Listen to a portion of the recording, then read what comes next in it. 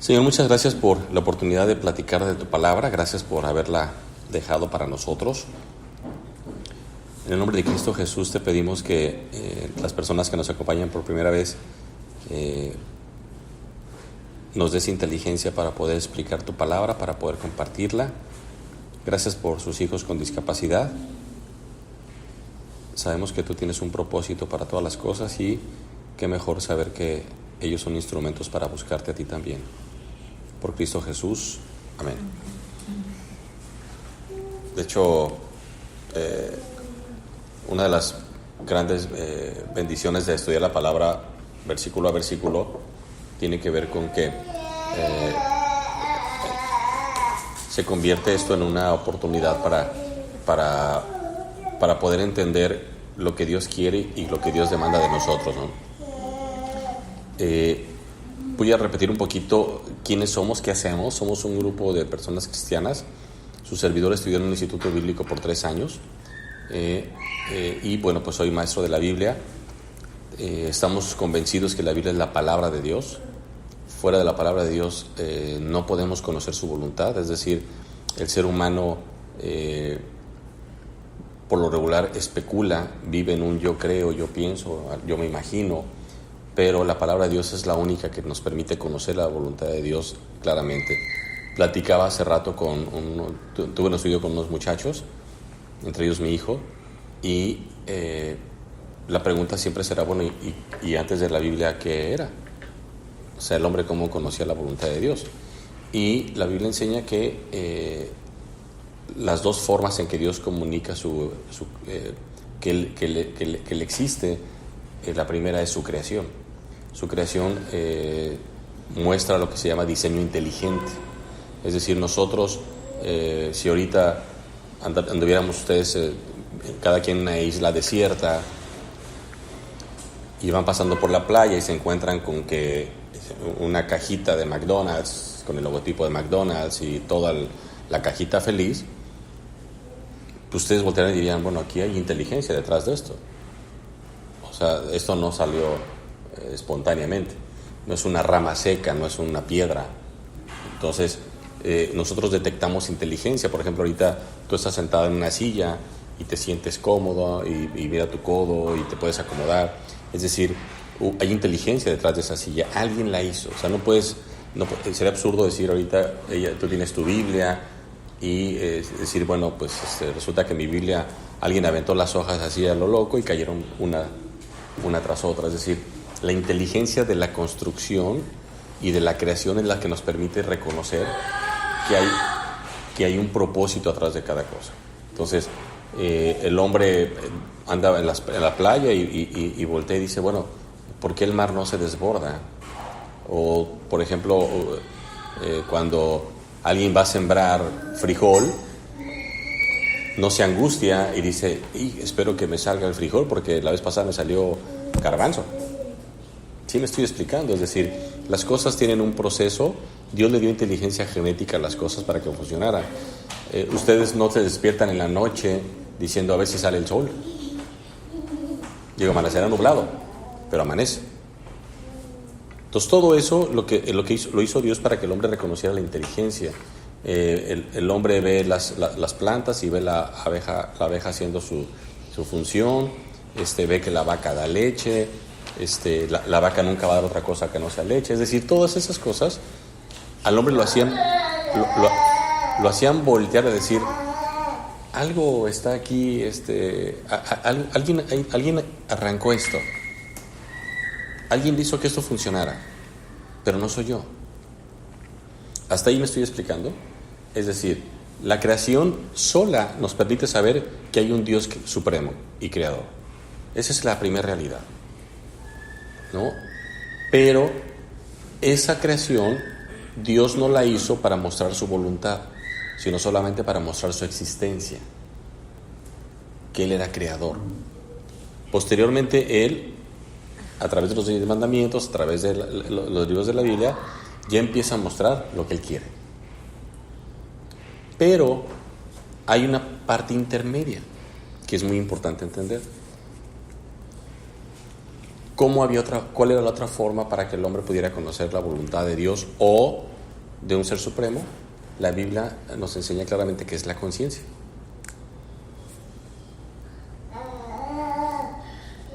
Nadie puede explicarse por qué la gente sabe que algo no es correcto sin que se lo enseñe. Tú vas a las tribus, a lugares ajenos y sabes que matar a tu compañero de tribu es delito, que no está bien. Tú sabes que vas a tomar algo que no es tuyo y algo te dice que no lo hagas. Y la conciencia es la voz que Dios puso interna donde muestra la voluntad de Dios sin que el hombre la conozca. Es decir, ¿cómo el hombre puede conocer que es algo malo sin conocer la Biblia y simplemente con la conciencia? La conciencia tiene una limitante. No te puede agarrar las manos. Te puede decir, no te robes esa taza, pero si te la quieres robar, te la vas a robar. Entonces, es la Biblia, la conciencia y la creación las que nos revelan que hay un ser supremo. La Biblia le pone nombre, le pone personalidad, le pone carácter y nos dice entonces quién es ese Dios. Y es del que hablamos nosotros, que es el Dios de la Biblia. Entonces, y dicho lo anterior, vamos a leer Juan capítulo 5. Este es un estudio bíblico donde con toda confianza pueden preguntar, pueden cualquier cosa que quieran preguntar, por favor no tengan duda. Vamos a leer Juan 5. Vamos a leer y lo que acostumbramos es leer el párrafo que vamos a estudiar y después regresamos. Dice Juan 5. Después de estas cosas, había una fiesta de los judíos y subió Jesús a Jerusalén. Y hay en Jerusalén, cerca de la puerta de las ovejas, un estanque llamado en hebreo Betesda, el cual tiene 5 pórticos. En estos yacía una multitud de enfermos, ciegos, cojos y paralíticos, que estaban en movimiento del agua. Porque un ángel descendía de tiempo en tiempo al estanque y agitaba el agua. Y el que primero descendía al estanque después del movimiento del agua, quedaba sano de cualquier enfermedad que tuviese. Y había ahí un hombre que hacía 38 años que estaba enfermo. Cuando Jesús lo vio acostado y supo que llevaba ya mucho tiempo así, le dijo, ¿quieres ser sano? Señor, le respondió el enfermo, no tengo quien me meta en el estanque cuando se agita el agua, y entre tanto que yo voy, otro desciende antes que yo. Jesús le dijo, levántate, toma tu lecho y anda. Y al instante aquel hombre fue sanado y tomó su lecho y anduvo. Y era día de reposo aquel día. Entonces los judíos dijeron a aquel que había sido sanado, es día de reposo, no te es lícito llevar tu lecho. Él le respondió, el que me sanó, él mismo me dijo, toma tu lecho y anda. Entonces le preguntaron, ¿quién es el que te dijo, toma tu lecho y anda? Y el que había sido sanado no sabía quién fuese, porque Jesús se había apartado de la gente que estaba en aquel lugar. Después le halló Jesús en el templo y le dijo, mira, has sido sanado, no peques más, para que no te venga alguna cosa peor. El hombre se fue y dio aviso a los judíos que Jesús era el que le había sanado. Y por esta causa, los judíos perseguían a Jesús y procuraban matarle, porque hacía estas cosas en el día de reposo. Y Jesús les respondió, mi Padre hasta ahora trabaja y yo trabajo. Por esto los judíos aún más procuraban matarle, porque no solo quebrantaba el día de reposo, sino que también decía que Dios era su propio Padre, haciéndose igual a Dios. Es un principio bien importante, es uno de los momentos muy lindos. De hecho, platicando ahorita con Ariana, ¿sí, verdad, Ariana? Es que nomás le quito la M de mi sobrina, entonces ya lo agarro como miren, decía, ella me explicaba de los sinópticos Juan es el único que no es sinóptico.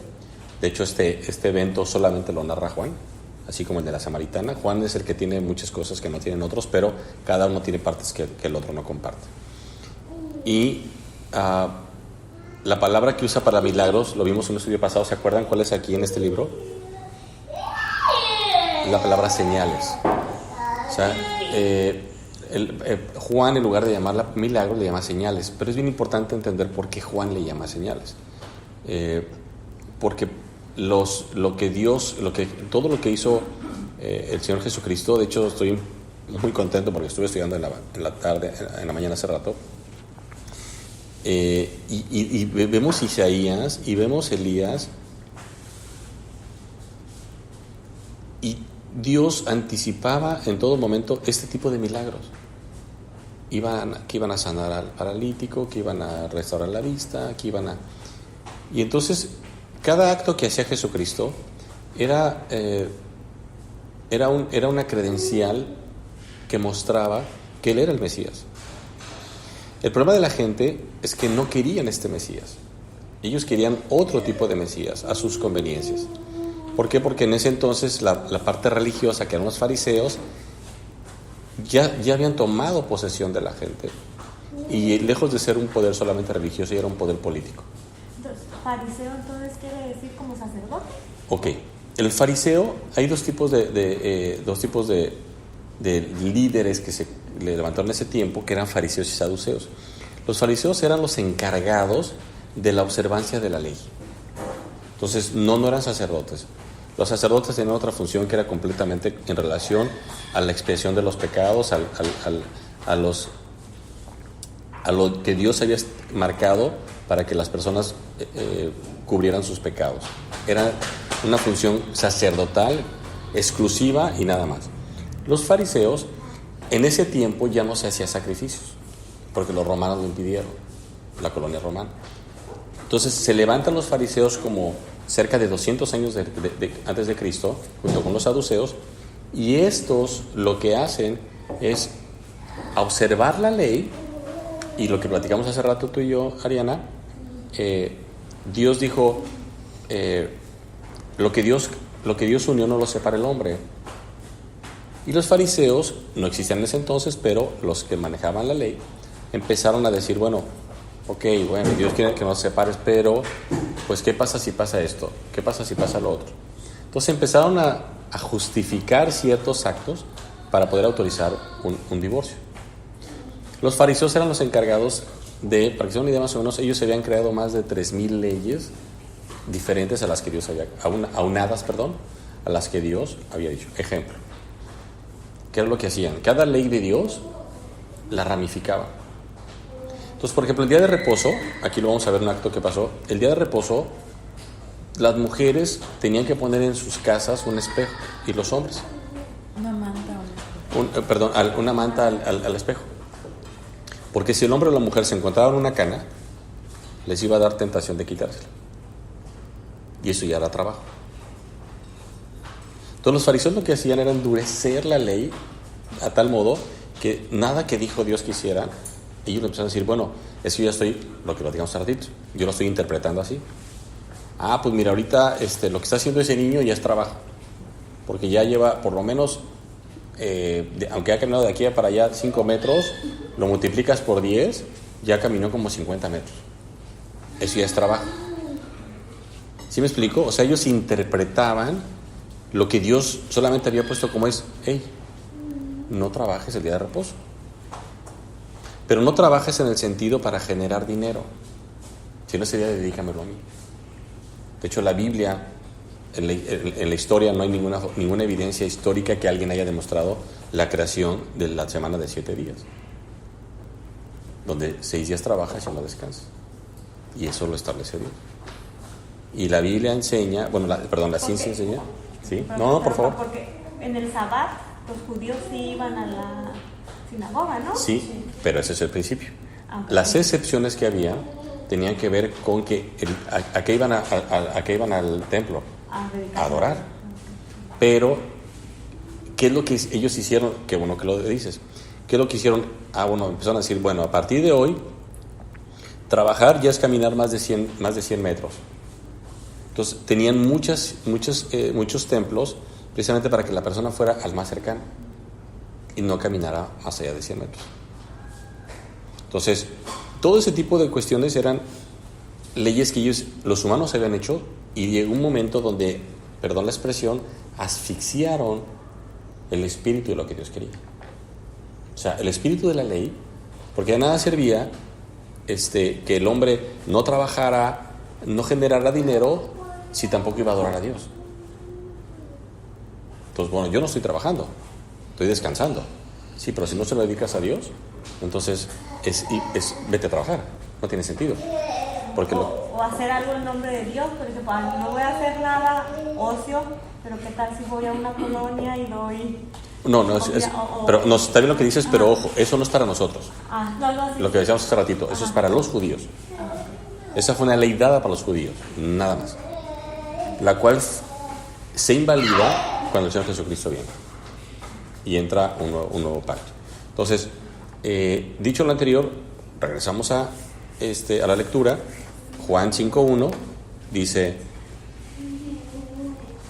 después de estas cosas, vean cómo empieza Juan relacionando con lo que había pasado en los versículos anteriores, que era lo de la sanación del hijo de este hombre. Y vamos a encontrar cosas bien interesantes de Jesucristo aquí. Después de estas cosas, había una fiesta de los judíos, y subió Jesús a Jerusalén. Y hay en Jerusalén, cerca de la puerta de las ovejas, un estanque llamado, vean qué impresionante, ¿no? O sea, cómo es puntual. Dice Juan, es en Betesda, es en Jerusalén, cerca de la puerta de las ovejas, junto al estanque, hay un estanque llamado en hebreo Betesda, el cual tiene 5 pórticos. ¿Sí me explico? O sea, el detalle. No es como, no, pues para saber, no, espérate. Vete a Jerusalén, vete a donde está el Betesda, y donde está el pórtico con 5. O sea, lo que siempre se encargó el Espíritu Santo era de que geográficamente e históricamente fuesen localizados los lugares. O sea, por eso ves el detalle fino de estas cosas. El cual tiene 5 pórticos, porque a lo mejor había con más de 5 pórticos, o con menos de 5 pórticos, dicen, no, el que tenía 5. En estos yacía una multitud de enfermos, ciegos, cojos y paralíticos. Lo que platicamos hace ratito, ¿no, Ariana? Hoy en día, con todo ese tipo de cuestión de género, ahorita decir paralítico es ofensivo. Tendría que decir persona con discapacidad. No, de verdad, o sea, si estamos en esos tonos, ¿no? Que es una tristeza lo que está pasando con el lenguaje, ¿no? Entonces dice, vean la característica. Ese estanque tenía una característica donde concentraba a un sector de la sociedad judía. ¿Qué sector? Enfermos, ciegos, cojos y paralíticos. Es decir, el sector que tuviera algún tipo de afectación física, que tenía que ver con ciertos rasgos. No tenía que ser, quiero pensar, tomando la idea de ciegos, cojos y paralíticos, el primero, quiero pensar en que eran enfermos importantes. O sea, no gripas, no tos. ¿Y si le quitamos los zapatos? ¿Sí? Gracias. O sea, ¿qué enfermedad qué enfermedades habría en esa época? ¿Se acuerdan? La lepra. Voy para mencionar nada más una. Entonces, dicho esto,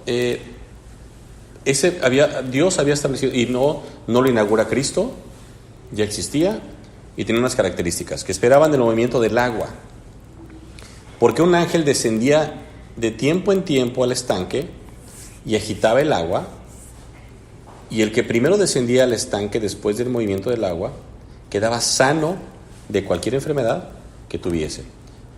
Por eso, cuando Juan habla de las señales que hacía Jesucristo, para los judíos las señales no eran nada nuevo. ¿Por qué? Porque conocían la historia de Moisés, donde estuvo en el desierto durante 40 años, donde Dios les mandó maná todos los días, donde todo el tiempo los acompañó con una nube de fuego en la noche y con una nube para cubrirlos del sol de día, donde dice la Biblia que sus ropas no envejecían, donde empezabas a ver historias tras historias, y para ellos los milagros no eran extraños. ¿Por qué? Porque era el pueblo de Dios. Que Dios le proveyera al pueblo no era algo extraño. Entonces Dios había escogido un lugar donde mandaba un ángel, y el primero que descendía y tocaba el agua era sanado. Y ahorita vamos a ver ciertas características de ser sanado. Entonces, acaba el versículo 4 diciendo: quedaba sano de cualquier enfermedad que tuviese. O sea, que eso era incluso antes de Jesús, que se sanaban ahí. Sí, cuando llega Jesús, o sea, ya era un lugar, ya era un lugar sagrado. Un lugar sagrado, pero un lugar donde tenía resultados. O sea, no era un lugar de fe. Era un lugar donde había que reaccionar a la llegada del ángel y tocar el agua. Por ejemplo, ¿qué diferencia tenía esto con que, por ejemplo, si alguien se enfermaba y que tenían que ofrecer un cordero, un sacrificio, un cordero? Ok, es que nunca se hacía eso para los enfermos. Todos los corderos tenían que ver con los pecados. Toda la institución del sacrificio de animales en el Antiguo Testamento era exclusivamente relacionado al pecado, y también a cuando Dios te sanaba. Que cuando Cristo sana al leproso, le dice: ve con Moisés, ve y haz lo que dice la ley que hagas cuando eres sanado, porque eran también ofrendas de gratitud. Entonces no era para ser sanado, era porque fuiste sanado que podías hacer un sacrificio. ¿Para pedir perdón? Siempre para pedir perdón. O sea, el 99% era para tener una relación en santidad con Dios. Por eso Cristo se refiere a Cristo como Cordero de Dios que quita el pecado del mundo. Era el Cordero real, el Hijo de Dios. Luego platico. Ese es un tema bien bonito que me va a dar muchísimo gusto que lo abordemos en breve. Y había ahí un hombre que hacía 38 años que estaba enfermo. No dice que llevaba 38 años ahí. Dice que llevaba 38 años enfermo. No sabemos cuánto tiempo llevaba este hombre ahí, o de cuándo en cuándo iba. Cuando Jesús lo vio acostado y supo que llevaba ya mucho tiempo así, le pregunta algo ¿qué pasaría? ¿Cómo te llamas, perdón? Melissa. ¿Qué pensarías si llegara Cristo a tu vida y te dijera: ¿quieres que tu hijo sea sano? Y llega con Ariana, y Ariana: ¿quieres que tu hijo sea sano? Mi hijo es sano. Vamos a suponer sin autismo. ¿Me explico? Sí. ¿Me explico? O sea, le hace una pregunta que, reverentemente lo digo, para mí no tiene sentido. ¿La respuesta cuál era? Sí. Pero ¿saben cuál es el problema? Que muchas veces ni siquiera nosotros sabemos el tipo de afectaciones que tenemos, y solamente este tipo de preguntas del Señor nos centran en la realidad. Y lo mismo pasaba con Adán cuando peca. Adán, Dios le dice: ¿dónde estás? Como si Dios no supiera dónde estaba. Son preguntas que tienen que ver más que nada con el que las recibe que con el que la da, que con el que la hace. Le pregunta: ¿quieres ser sano? Y vean la respuesta que le hace al Señor Jesucristo. No le dice que sí. Señor, le respondió el enfermo, no tengo quien me meta en el estanque cuando se agita el agua, y entre tanto que yo voy, otro desciende antes que yo. Lo que le está diciendo es: sí, por algo estoy aquí. Estoy aquí para eso, para ser sano. Pero esa es mi realidad. No puedo. Me gana alguien que tiene una enfermedad que no le impida caminar. Jesús le dijo: levántate, toma tu lecho y anda. Y al instante aquel hombre fue, ¿qué? Sanado. Y tomó su lecho y anduvo, y era día de reposo aquel día. Miren, una de las características de la sanación de Dios, por eso en este caso sí hablamos de un tema físico, pero lo digo con mucho conocimiento de causa. Realmente la enfermedad más grave que el hombre tiene es el pecado. La infelicidad de la gente generada por el pecado nos demuestra que, por ejemplo, hay mucha gente que puede tener discapacidad, que puede tener pobreza, puede tener muchas cosas, pero puede estar feliz. Y lo que Dios estaba resolviendo con este hombre, algo bien importante para él, que era su salud, que era caminar. Y Jesucristo lo que hace siempre es, a toda la gente que va sanando, la sana de una manera idéntica que la creación de Dios, es decir, de forma inmediata. Dice la Biblia que Dios dijo, hágase la luz, y se hizo la luz. No hubo un proceso. Dijo Dios, hágase los animales, las plantas, y no hubo un proceso evolutivo, hubo un proceso de obediencia a la palabra de Dios. Cristo, al ser Dios, es bien importante entender esta parte. Vayan al último versículo para poder ahondar un poquito ahí. Versículo 18.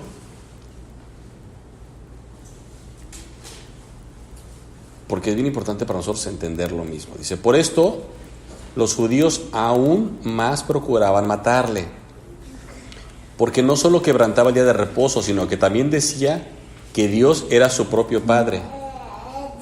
¿Qué dice las últimas 4 palabras? Haciéndose igual a Dios. Para los judíos, eso es bien importante, lo que decíamos hace rato de las audiencias. Para las audiencias, es bien importante entender las audiencias. Para un judío, que Cristo dijera que era hijo de Dios, para un judío, ¿qué era? Que dijera que era Dios. Aquí lo estamos leyendo. Para nosotros sí se escucha diferente, pero para un judío no. Cuando Cristo decía yo soy hijo de Dios, ellos entendían se está haciendo pasar por Dios. Y la Biblia enseña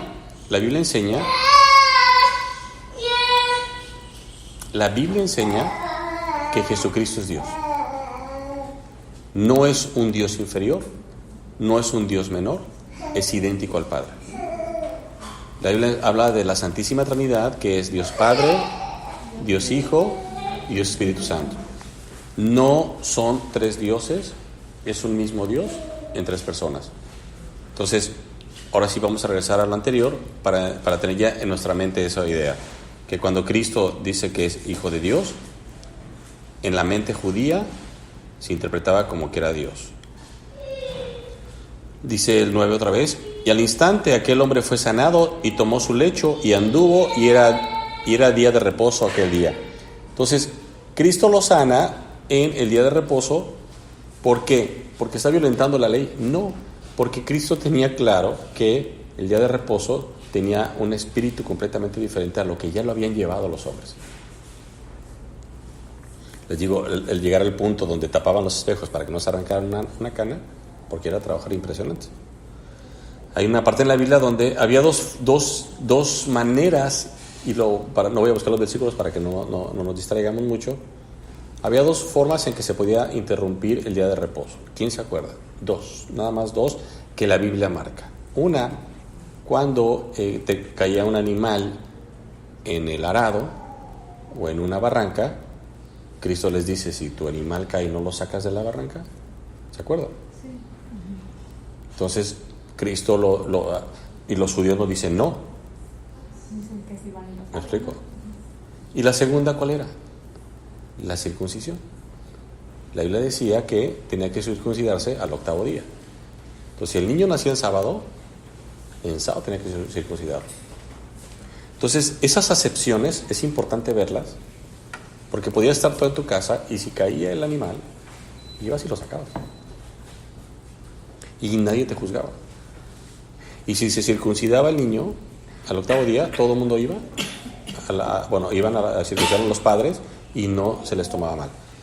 Entonces, Entonces Cristo sana el día de reposo y voltea y dice, ¿y que el día de reposo no se hace el bien?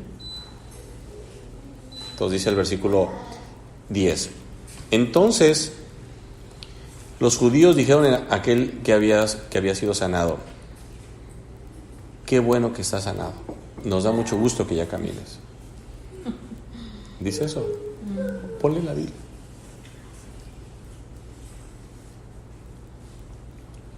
Otra vez el versículo 10. Entonces los judíos dijeron a aquel que había sido sanado, qué feliz va a estar tu esposa que vas a caminar. Qué bueno, porque era lo que queríamos. Le dicen eso. Qué horrible, ¿no? Le dicen, es día de reposo, no te es lícito llevar tu lecho.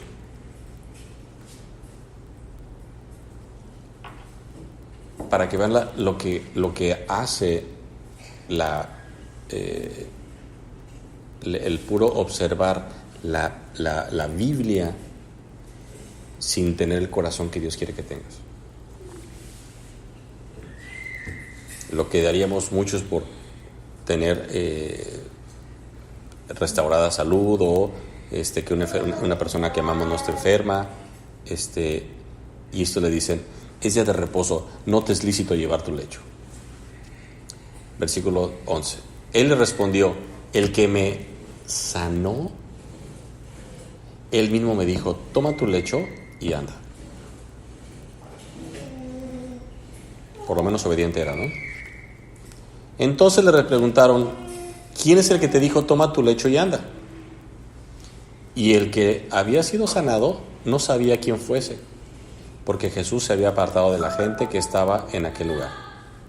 Pónganle mute a sus teléfonos, por favor. Después le halló Jesús en el templo. Esto me encanta. Muchísimas veces las personas, cuando reciben un bien de parte de Dios, se olvidan de Dios. Y Dios se encuentra a Cristo se encuentra a este hombre en el templo.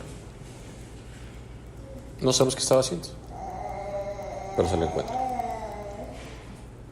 Y es el lugar donde las personas debemos estar. Y no me refiero en un aspecto de ir a hacer presencia, sino de ir a un lugar a adorar a Dios, porque el templo era el lugar de adoración a Dios. Después le halló Jesús en el templo y le dijo, mira, has sido sanado, no peques más, para que no te venga alguna cosa peor. Este versículo ha tenido interpretaciones un poco equivocadas, por no decir que muy equivocadas, porque tal pareciera que si te portas mal, te vienen cosas malas. Cuando yo he contado aquí varias veces, cuando tuve el accidente, fue hace 24 años más o menos, o 25, no sé. Llegó una persona a verme al hospital y lo primero que me dijo es, pues, ¿qué hiciste? Porque, lo he dicho muchas veces, vivimos una cultura, ya no tanto, gracias a Dios, de las telenovelas, de las televisoras, donde el malo de la telenovela acaba en silla de ruedas, o acaba quemado, o acaba amputado, o sea, le pasa algo. O sea, relacionan la maldad que hizo con los daños físicos. Y lo digo con mucho respeto. Pasa inclusive hasta en madres de hijos con alguna discapacidad. Hay ese examen de memoria, de decir, ¿qué pasó? Y entonces parece que las cosas que nos pasan en la vida son consecuencia de nuestro pecado, y no, como un pago, ¿no? Un pago por lo que hicimos, un pago a una retribución, no un pago, una retribución a nuestros malos actos. Pero entonces volteamos y nos damos cuenta que entonces, pues el Chapo Guzmán es mejor que yo, porque no está en silla de ruedas. Entonces, ¿qué es lo que dos puntos que quiero dejar bien enfáticos aquí? Bien enfáticos. ¿Cuánto tiempo llevaba este hombre enfermo? Bueno, paralítico. No sabemos si nació así o 38 años. Y muchas veces el Señor, corrijo, siempre el Señor llega en el momento indicado, en el momento que va a ser glorificado. ¿Por qué? Porque este hombre aproximadamente tendría 5 años más que Cristo. Cristo muere a los 33, 37 años, 33, 35 años. Este hombre si nació paralítico, entonces nos encontramos con alguien que tal vez se conocían, tal vez lo llegó a ver varias veces, no lo sabemos, no vamos a imaginarnos cosas. Pero cuando Cristo tiene su encuentro con él, lo que hace es lo que siempre Cristo hace: resuelve nuestros problemas. Y su principal problema de él era el no poder llegar al estanque para ser sanado. Y nos demuestra la Biblia que no tenemos que ir a ningún estanque. Vayamos a Cristo directamente. Y yendo a Cristo vamos a tener todo lo que buscamos.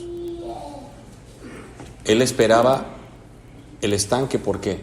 Porque estaba rodeado de gente que quería llegar al estanque. ¿Y por qué se mantenía en el estanque? Porque la Biblia dice que sí, la gente era sanada. Y él quería ese milagro. El problema fue que él confió en él, en sus limitaciones, y cuando se le presenta al Señor Jesucristo, se encuentra con que la solución no estaba en el estanque, estaba en el Señor Jesucristo. Dice, y una vez que es sanado, va al templo, y eso es maravilloso, y ahí se encuentra Jesucristo. Le dice Cristo: no peques más, para que no te venga cosa peor alguna. Miren, esta parte es bien importante. A ver quién se acuerda. Los que estén seguros no contesten, porque ya sé quiénes son los que van a estar seguros. Pero ¿quién se acuerda qué significa pecado? Porque esa parte es bien importante. Cuando no tenemos claro el significado de pecado, yéndonos al griego, tenemos un gran problema. ¿Quién se acuerda qué significa pecado? Pecar. No, tú no. Tú sí vas a ver. Miren. ¿Qué significa pecar? Errar en el blanco. Pecar significa errar en el blanco. Porque cuando empiezas a tener los conceptos a los ojos de Dios, te das cuenta que en la Biblia, en griego, pecado significa errar el blanco. Es decir, tiras una flecha y no le pegaste al blanco. ¿Quién peca ante los ojos de Dios? Todo aquel que yerra en lo que Dios no quiere. Y mucha gente quiere hacer lo que Él quiere, pensando que es lo correcto, y no es lo que Dios quiere. Porque muchas veces lo que ante mis ojos es lo moralmente correcto, ante los ojos es inmoralmente. Es pecado, perdón. Para Dios no hay cosas inmorales y morales, para Dios es pecado. Les voy a dar un ejemplo. Lo pongo aquí muy seguido ese ejemplo. Resulta que Melissa y Ariana son vecinas, y todos los sábados ven que llega ahí Don Gumaro con 10 bolsas de despensa puntual. Y dice Mariana y Melissa: oye, este hombre llevamos aquí 5 años y nunca falta con sus despensas a la familia, ¿no? Y mira, siempre está llegando a tiempo, qué buen hombre. Y un día pues vamos a preguntarle a Ariana, y se sientan con él y le preguntan: oiga, ¿y usted dónde saca de...? Oiga, pues lo felicito porque usted siempre lleva su despensa. No, pues gracias. ¿A qué se dedica? Soy secuestrador. ¿Me explico? Es decir, de una manera ilícita obtiene recursos para hacer algo correcto. ¿Por qué? Porque provee a su familia. Ese es el principio. No puedes hacer algo malo para buscar hacer algo bueno. Con Dios es mejor la miseria, y lo digo con todo respeto, que no tengas para comer y le pidas a Dios que provea, a que robes. No hay justificar, no hay forma de... Decía un gran maestro de la Biblia, decía: el pecado no se justifica, el pecado se explica. El hombre que le es infiel a la esposa, bueno, es que mira, pues es que si tú... No, espérame. Bueno, es que pues yo no tenía para comer y entonces No, espérame. No hay ninguna razón justificable para que el hombre peque. Por eso dice Dios, a mí tu pecado no me lo justifiques, porque fue tu decisión. Me lo puedes explicar y yo te voy a demostrar que había otra alternativa. El problema es que el hombre, y hablo en general, el hombre y la mujer, muchas veces decide hacer sus propios caminos que los caminos del hombre. Hay un proverbio muy importante, vamos a buscarlo. Hay un Proverbios.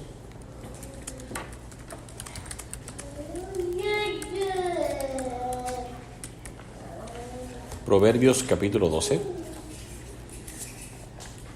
Dejen su separador ahí en Juan y ahorita vamos a Proverbios capítulo 12.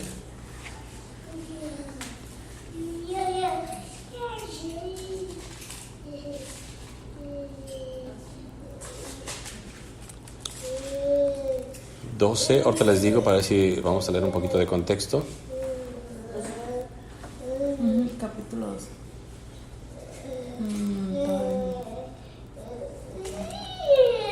Proverbios 14, perdón.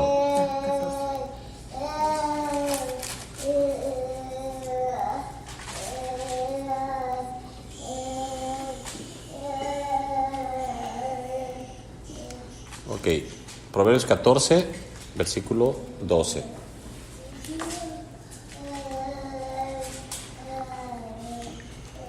De hecho, me da gusto que venga Ariana porque trae otra versión y vamos a leer las dos versiones. Cuando lo tengas, léelo en voz alta, por favor. 14, versículo 12. A algunos su camino les parece recto, pero al final del camino está la muerte. Léelo otra vez, por favor. A algunos su camino les parece recto, pero al final del camino está la muerte. Vean cómo lo dice esta versión. Hay camino que al hombre le parece derecho, pero su fin es camino de muerte. Entonces, lo que decíamos hace rato, la idea no varía nada, es el mismo concepto. Entonces, ¿cuál es el problema del hombre? Que el hombre, hay caminos que a él le parecen derechos, pero su destino es la muerte. Cuando Dios es tu camino, el destino es la vida. Cristo, ¿cómo dijo Jesucristo? Yo soy el camino, la verdad y la vida. Entonces, nosotros tenemos que empezar a darnos cuenta que en este momento Melissa y Ariana, la mamá de Mario, cada uno de nosotros tenemos que hacer un alto y saber en qué camino estamos. Que yo les puedo asegurar que en su mente no están buscando un camino chueco, ni un camino que las lleve a la muerte. Pero la Biblia dice que hay caminos que nosotros pensamos que son los correctos. La única forma para nosotros redirigir nuestros pasos, nuestro camino, nuestro andar, es la Biblia. ¿Por qué es la Biblia? Porque la Biblia es la palabra de Dios. La palabra de Dios no es inerrante, no se equivoca. Y tiene un propósito: llevarnos a Dios. La única forma en que el hombre puede conocer la voluntad de Dios es a través de su palabra. Yo les pregunto ahorita, ¿alguna vez se han puesto a pensar si sus vidas son agradables a los ojos de Dios? Aquí tenemos una persona, y no voy a decir quién, pero ella decía, es que mi hijo nació con discapacidad, entonces yo ya tengo el cielo ganado. Y son aspectos hasta culturales. Y la gran pregunta es, si el día de hoy ustedes murieran, ¿están seguras que irían al cielo? Y esa es una gran pregunta que solamente la pueden responder ante los ojos de Dios y a través de su palabra. Porque la salvación no tiene nada que ver con lo que yo deseo o con lo que yo creo. sino con lo que Dios demanda. Vamos a Juan, por favor. Yo tengo una duda. Sí. ¿Qué hay con el Dios infinita? Bueno, que es infinitamente misericordioso. Sí, es el mismo que es infinitamente justo. ¿Y qué hay ahí con el arrepentimiento? Ok, el arrepentimiento en griego significa cambio de actitud. Es decir, que tú vas hacia un camino y cambias 180 grados y vas en dirección contraria. El problema del arrepentimiento, no hay problema con el arrepentimiento. El problema del ser humano con el arrepentimiento, uno, es que lo ha confundido con el remordimiento.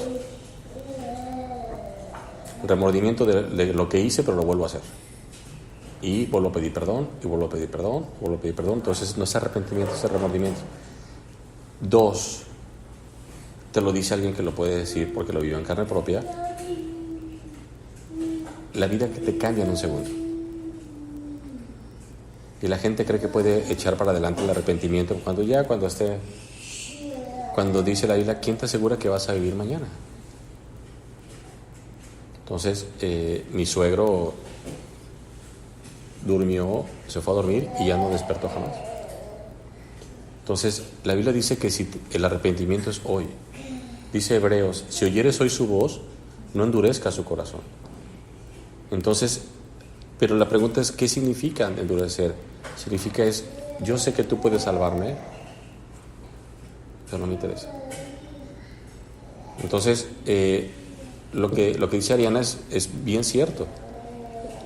Hoy en día la humanidad ha hecho un desbalance de Dios porque dice, no, Dios es amor.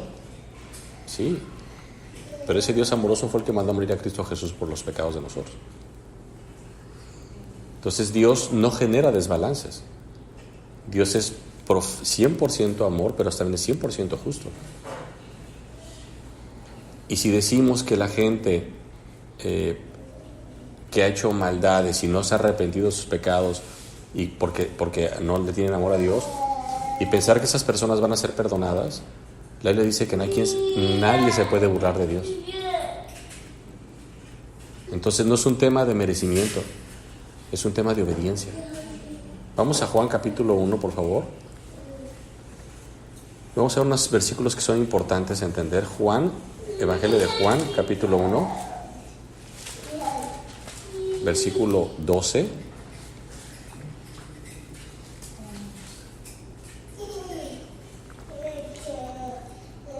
Hay una mala idea en el exterior donde pareciera donde la gente cree que todos somos hijos de Dios. Y eso es un grave error.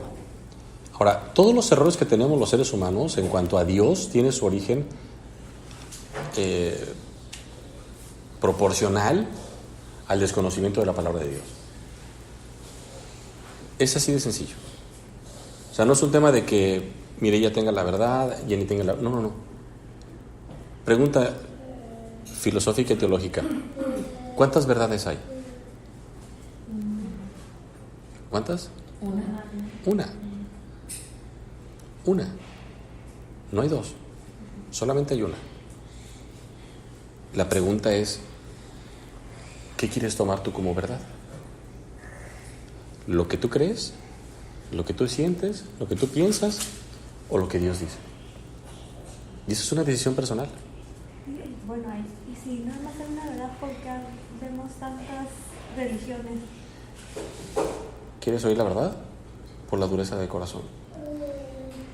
Porque el hombre, qué importante lo que estás preguntando. El problema del hombre en cuanto a Dios no tiene nada que ver con la falta de evidencia. Es un tema de conveniencia. ¿Cuánta gente prefiere seguir robando, seguir mintiendo, seguir haciendo maldades, a pesar de que entiende que no lo debe de hacer? Pero no le conviene. Tiene claro que Dios existe. ¿Por qué? Porque lo dijimos hace rato, hay una conciencia en el ser humano. El tema es que no le conviene. Pero no le conviene a sus intereses para lograr sus objetivos.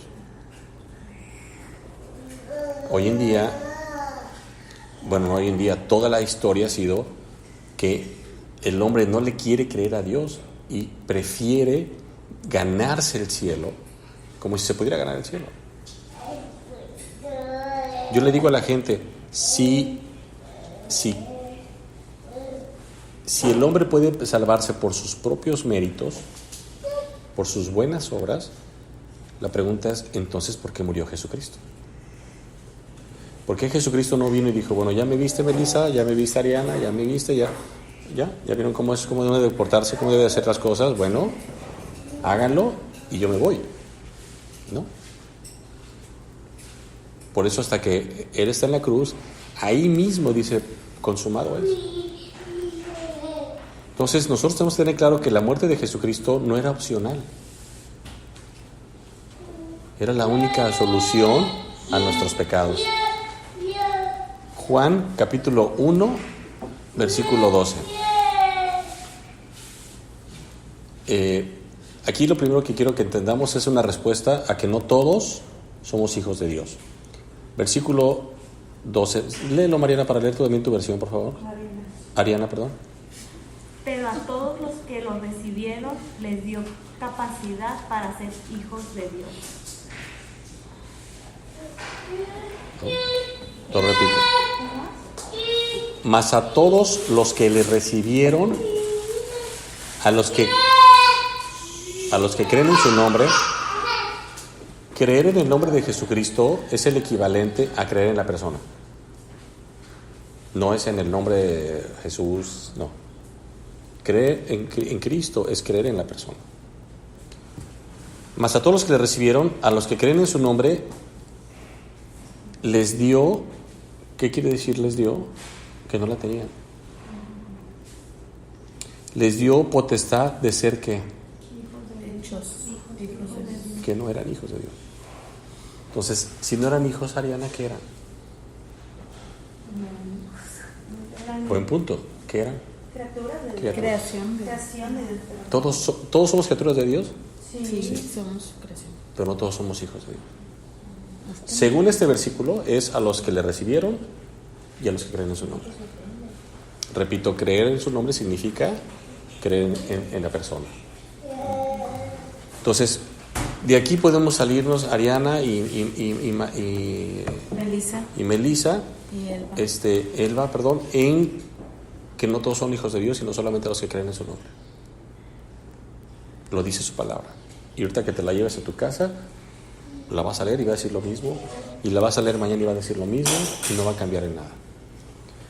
Posteriormente, vamos al capítulo 3, por favor. Juan capítulo 3, versículo 16.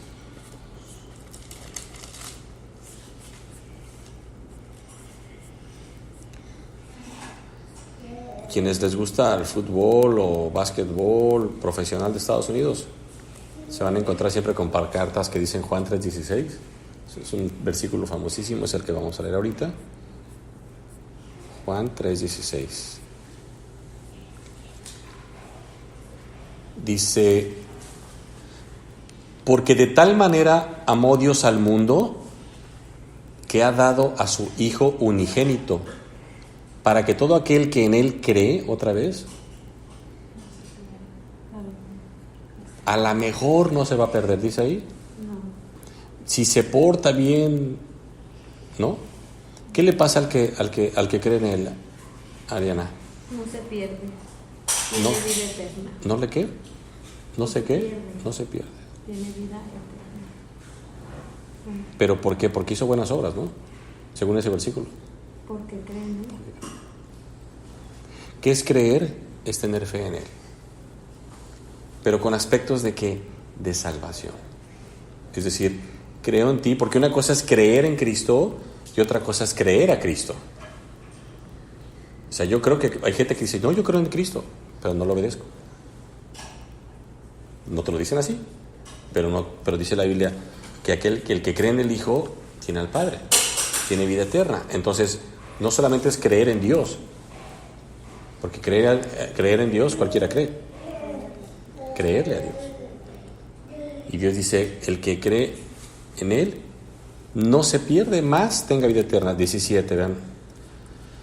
Porque no envió Dios a su Hijo al mundo para condenar al mundo. No lo envió para eso. No lo envió para condenarlo, sino para que el mundo sea salvo por él. Quieren, de hoy en adelante, oye, ¿y aquí que vino Cristo? Para no condenarnos.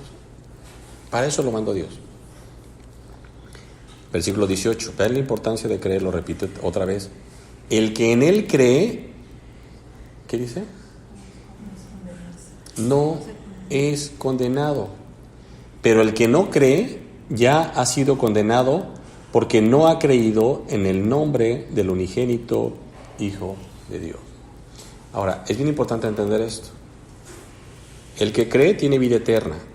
El que no cree, aquí en griego es bien importante entender, es un tiempo que se llama tiempo aoristo, que tiene que ver con el que no solamente no cree, sino nunca va a creer. O sea, y el único que puede tener el único que puede tomar saber eso es Dios. ¿Por qué? Porque hay gente, por ejemplo, que a mí, por ejemplo, me hablaron de Cristo por una vez, y me hablaron 2 veces, y me hablaron 3 veces, hasta que fui entendiendo la importancia de que si yo no creía en Cristo como mi Salvador, yo estaría perdido. Pero aquí la palabra de Dios se refiere a los que Dios ya sabe, y denme un ejemplo de alguien que nunca iba a creer. Judas. Estuvo con él. Judas estuvo con Cristo 3 años y nunca creyó en él. Entonces ellos son los que tienen condenación partiendo de que no vaya.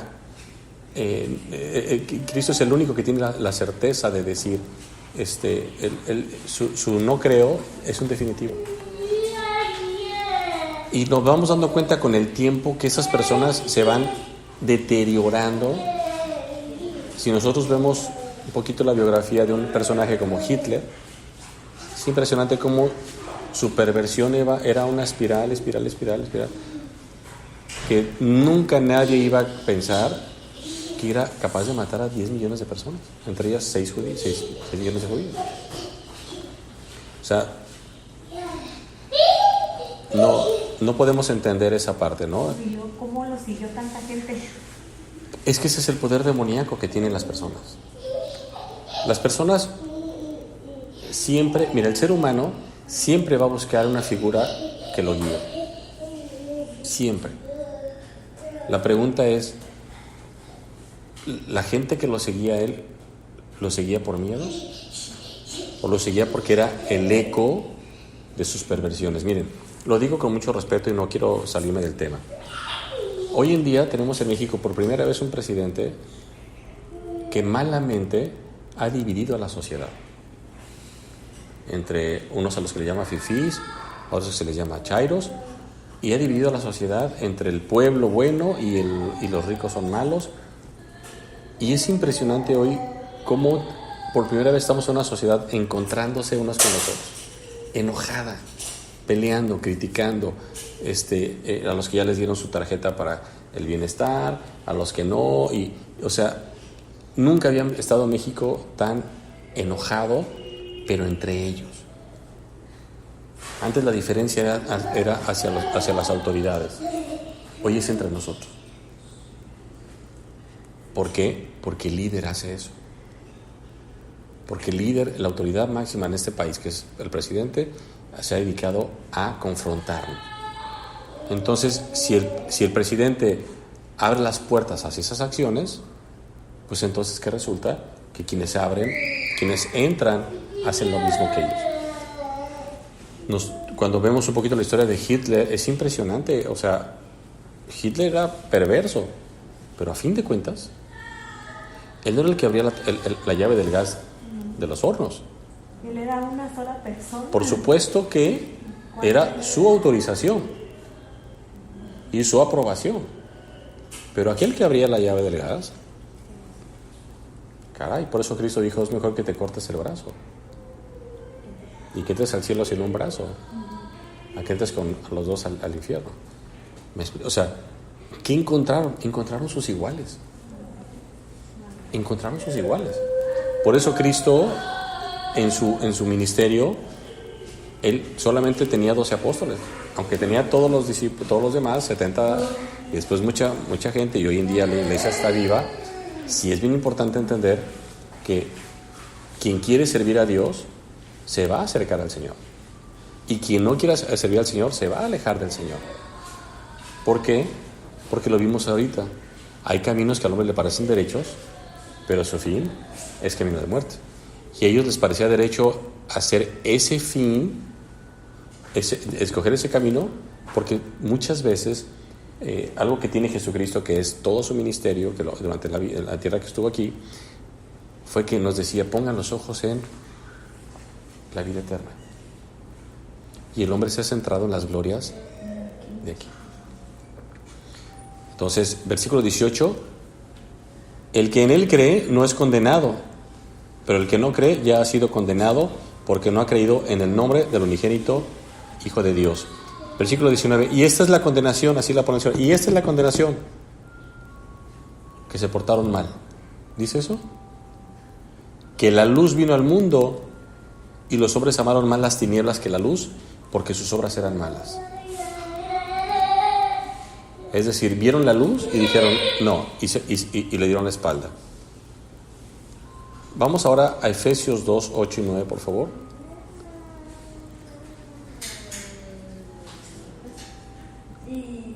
Está adelantito. 2, 8 y 9. Entonces, estamos dejando ideas claras. Hay caminos que nos parecen derechos, pero ante los ojos de Dios son caminos de muerte. No todos somos hijos de Dios, sino todos somos criaturas de Dios. ¿Quiénes son los hijos de Dios? Los que creen en Él. Un poquito más adelante de donde estabas. Efesios.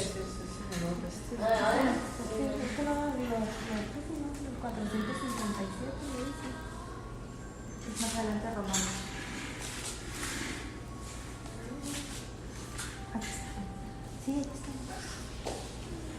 Vamos otra vez a aprovechar a Ariana, que trae una versión diferente.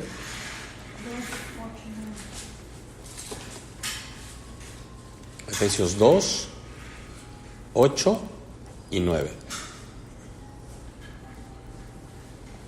Ustedes han sido salvados por la fe y lo han sido por gracia.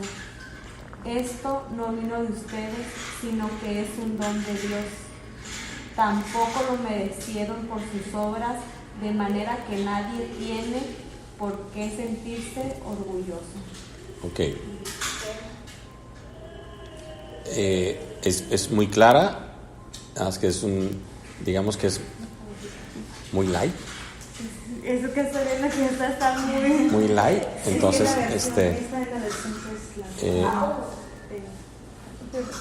pero ahorita lo vas a leer aquí y es lo mismo, ¿no? Dice el versículo 8: porque por gracia sois salvos por medio de la fe. Y esto no de vosotros, pues es don de Dios, no por obras, para que nadie se gloríe. Es importante entender eso. La fe es por gracia, por medio de la fe. Léelo otra vez en tu versión, por favor. Ustedes han sido salvados por la fe y lo han sido por gracia. Esto no vino de ustedes, sino que es un don de Dios. Ok, hasta ahí nos paramos. Entonces, vemos que la salvación habla de fe, de salvación y de gracia. La gracia, ¿qué vendría siendo? Ok. Buenas preguntas. ¿Qué es la gracia? ¿Quién se acuerda? Es un regalo no merecido. No. La última palabra no. Es un regalo inmerecido. ¿Un regalo qué? Inmerecido. Es lo mismo. No. Ok.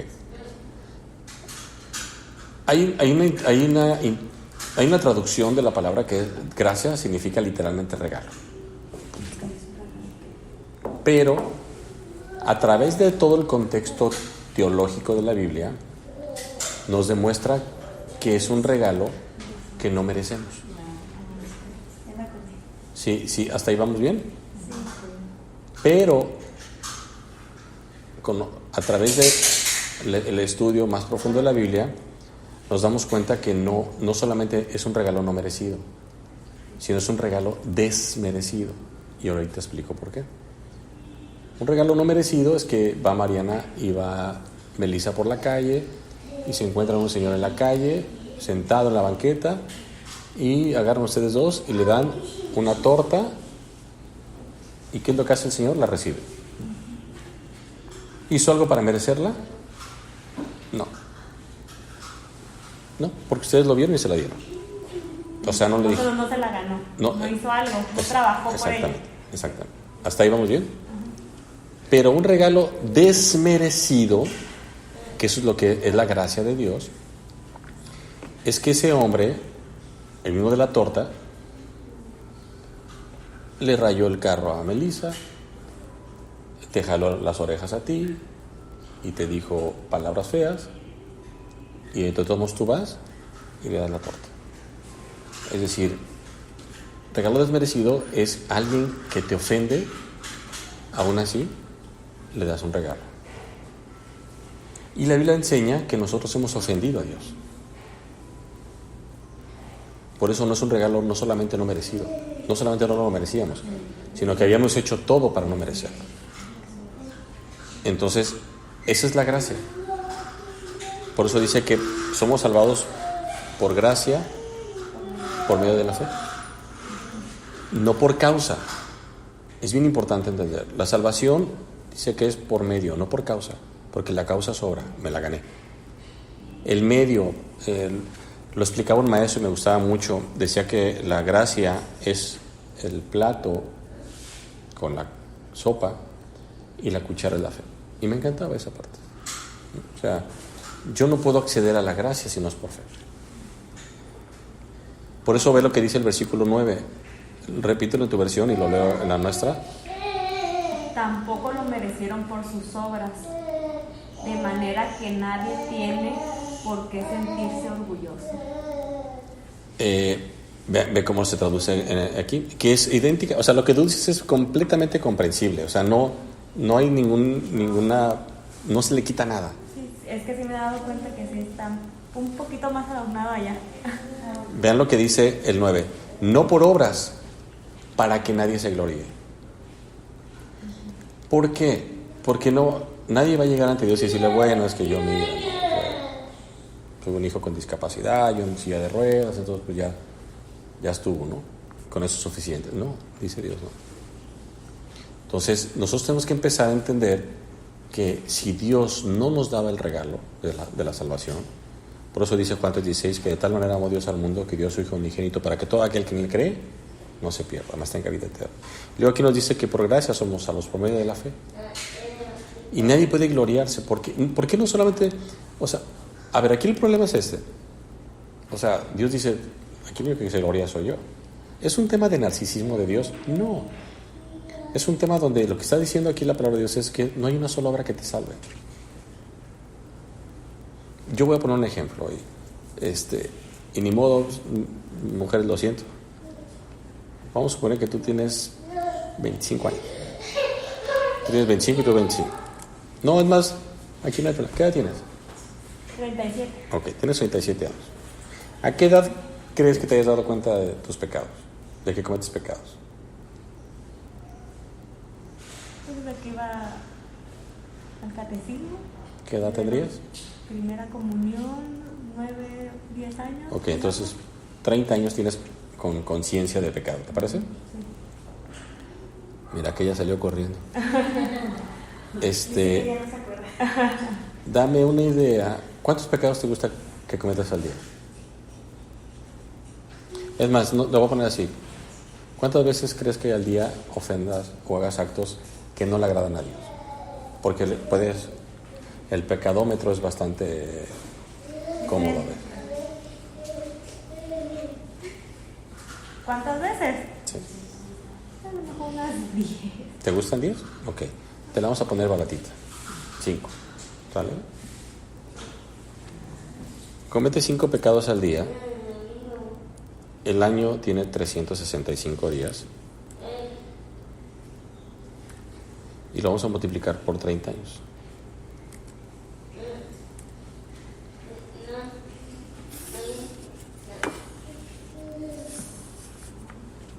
Esa es tu deuda con Dios. 54,000.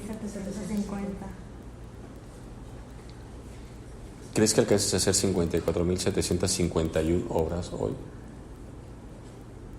¿Me explico? Yo tengo 25 años, entonces tengo menos números que tú, ¿verdad? No, yo tengo 52 años. 25 años conociéndolo a Dios. ¿Me explico? ¿Te imaginas que te ofendieran a ti 54,000 veces? Así es nuestra deuda con Dios. Por eso es importante entender que la Biblia dice que es un regalo no merecido y desmerecido. Porque no importa el número de obras que hagas, Dios jamás estipuló en su palabra que fuesen las obras las que te fueran a salvar, sino solamente la fe en Cristo Jesús. Entonces, esta es la parte que tú tienes que tener clara en tu mente. Si yo digo que tengo fe, pero algo en contra de lo que dice Jesús, entonces no tengo fe. No, se vale equivocarse, se vale fallar, pero uno es responsable delante de Dios de cuánto quiere conocer a Dios. O sea, la pregunta que tú tienes que salir de este día es ¿cuánto quieres agradar a Dios? Entonces, ¿pero qué significa creer en Cristo? Esa es la parte más importante. ¿Qué significa? Bueno, la Biblia enseña claramente que la única forma de ser salvo, lo acabamos de leer ahorita, es Cristo. Y es venir ante el Señor y reconocer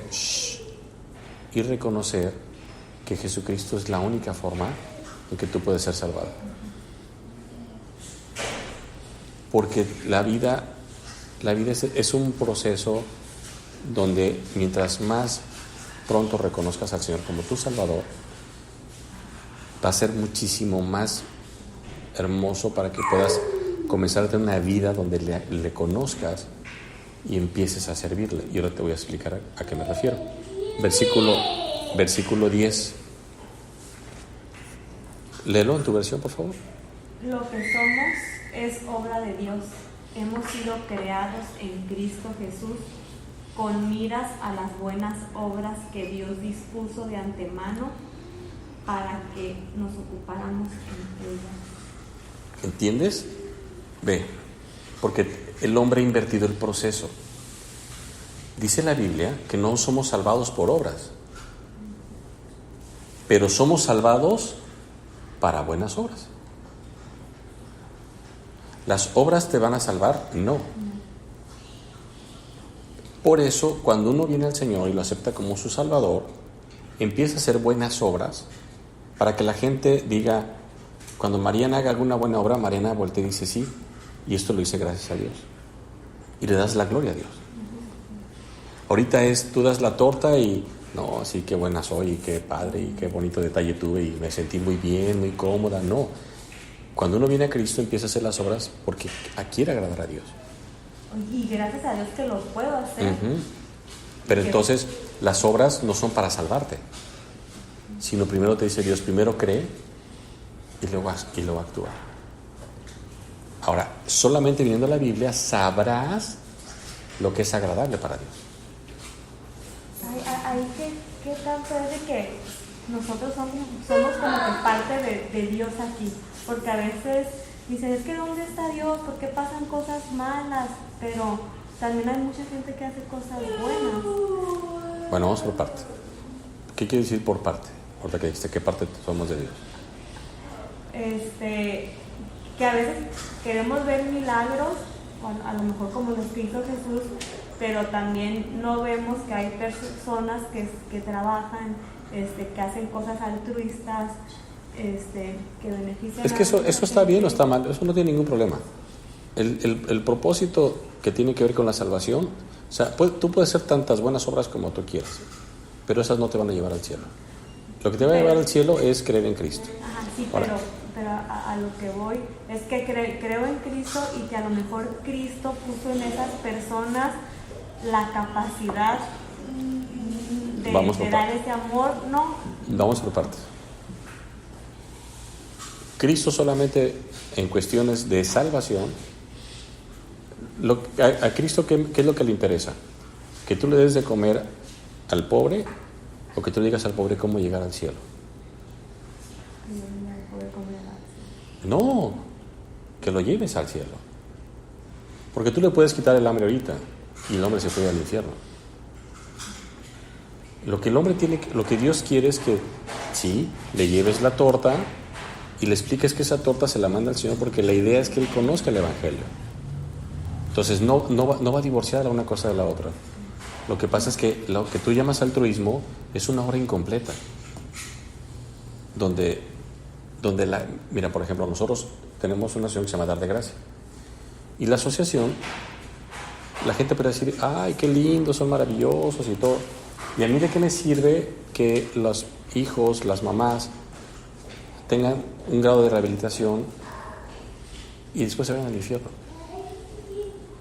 Cuando lo que Dios procura es que nosotros les hablemos del Señor y que la gente tenga la esperanza, el consuelo, lo maravilloso que es conocer a Dios, porque de nada sirve, te repito, a este hombre de nada le servía. Por eso le dice Cristo, ve y no peques más. ¿Por qué? Porque ya estaban las condiciones dadas para que no pecara más. Y le decía, ¿cuál es el sustento? Lo que acabo de hacer por ti. Porque el hombre tenía claro que no lo salvó el ángel, lo salvó Cristo. Cristo jamás nos va a dar lo que queremos, nos va a dar lo que necesitamos.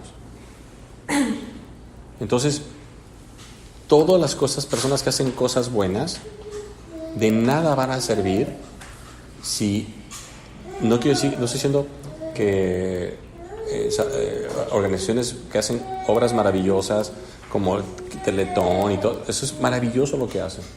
La pregunta es, ¿quién se está llevando la gloria? ¿Dios o ellos? Ese es el principio. Ese es el principio. Entonces, lo que Dios siempre ha querido es que la gente, por eso dice, las buenas obras que Dios preparó de antemano, dice ahí.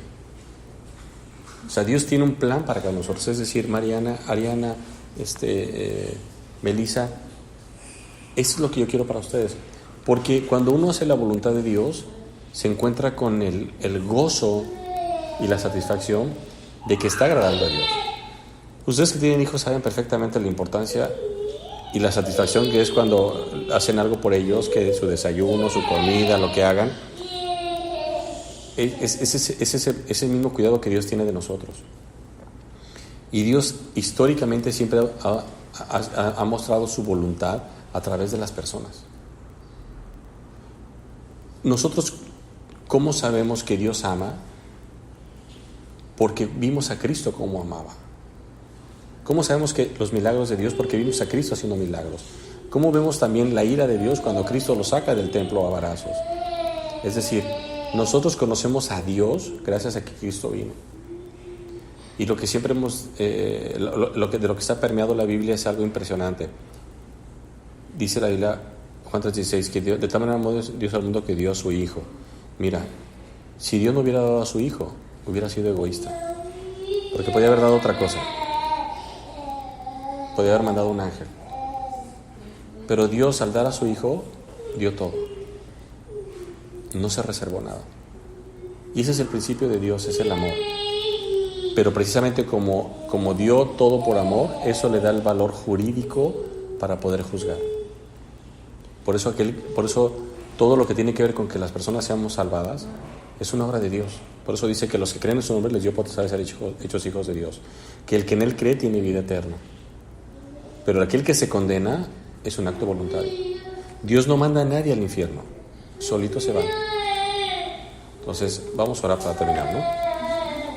Y ahorita puedes preguntar lo que quieras, perdón. Señor, gracias por tu palabra y por habernos dado la oportunidad de hablar de ti. Gracias porque muchos de nosotros estábamos como ese paralítico que no podíamos llegar al agua. Y nos damos cuenta que tú eres el agua viva y nos has salvado, Señor. Te pedimos por las visitas, Señor. Gracias por traerlos. Esta es su casa, Señor. Que vengan a conocerte, que vengan a saber que tú eres bueno. Gracias por sus hijos, Señor. Te pedimos por su salud. Te pedimos que tú nos abras puertas, nos indiques cómo poder servirles a través de dar de gracia, pero lo más importante es que sus madres te conozcan a ti como el único Dios verdadero. En el nombre de Cristo Jesús, gracias por este tiempo. Amén, Padre.